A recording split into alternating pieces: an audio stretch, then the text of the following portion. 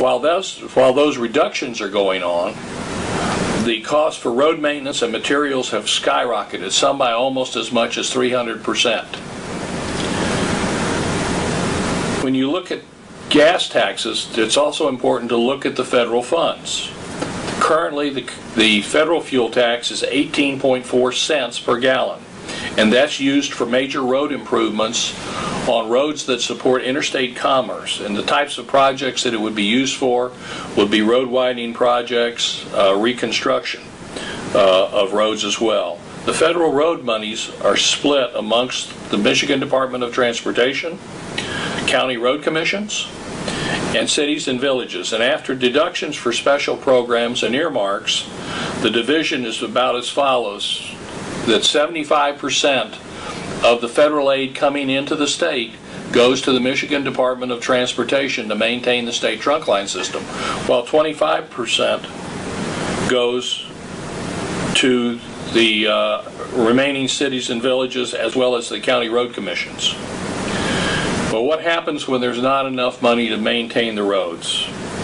First of all, what we start seeing is a deterioration in surface conditions.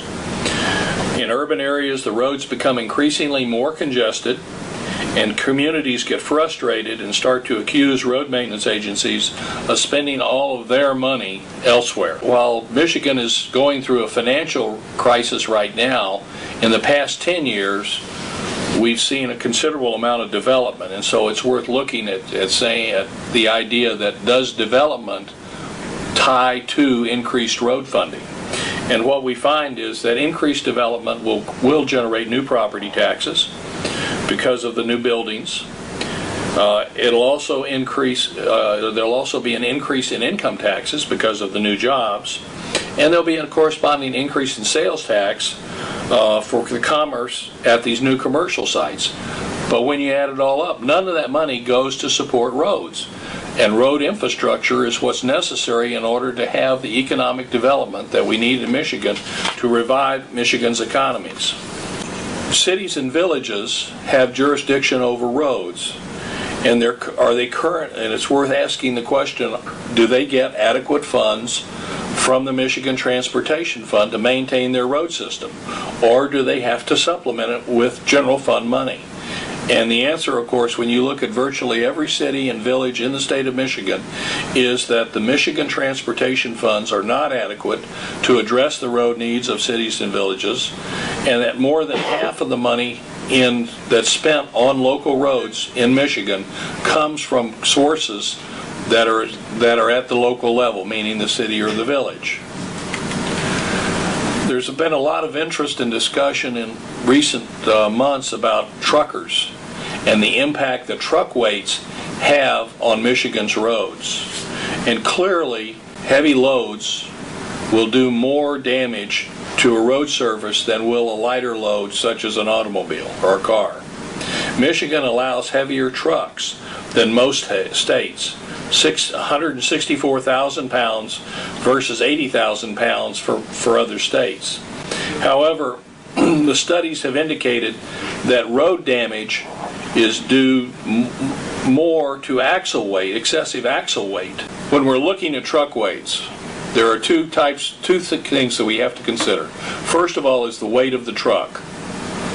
And that's the overall weight of the truck. That would be the weight of the truck as if you just drove it onto a scale and weighed the truck. All right? And the analogy you can use to track this is it's just like a person stepping on the bathroom scales in the morning, that the total person gets weighed. However, when we look at what are the damage mechanisms to roads, it turns out that axle load is more of a factor.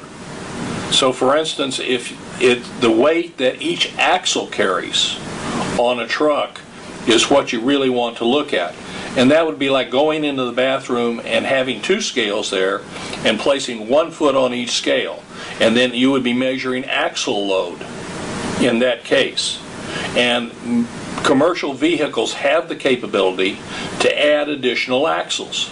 and so reduce the axle load, and you reduce the damage mechanism that's going to affect the roads adversely in Michigan. So when Michigan's reduced gross weight is set at 164,000 pounds, which on the surface seems heavy, compared to the 80,000 pounds that's allowed by most other states. However, if we reduced the gross weight limitation on trucks, what we would see is more trucks on the road in Michigan, because we would have to have more trucks in order to carry the same load. And so the key to it is axle load. In other words, loading a truck in the most cost-effective manner and putting an additional axles in there to distribute the weight, so that all of the weight is not going on 1 or 2 axles, but rather is going on maybe 4 or 5 axles. A semi will generally have, on the trailer portion, will generally have between 3 and 4 axles. And there is the capability to, on most trucks, to add additional axles underneath, depending on what the load is.